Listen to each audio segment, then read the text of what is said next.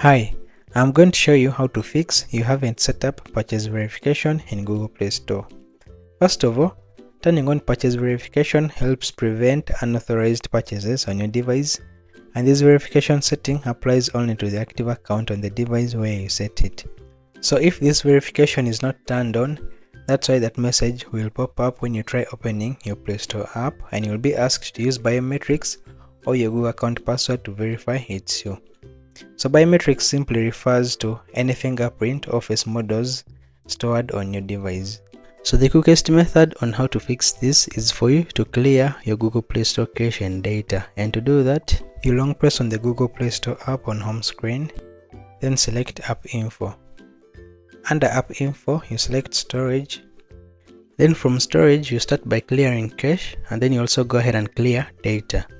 So when you're clearing data, you'll get this notification that all of these applications' data will be deleted permanently. But you don't have to worry about that. No data will be affected. Everything will still be intact. So you just go ahead and delete. Then after that, you can then close all the home screen apps and you reopen Play Store app and you'll be able to access it again. So thanks for watching. Subscribe, turn on the notification bell for more updates, and see you in the next one.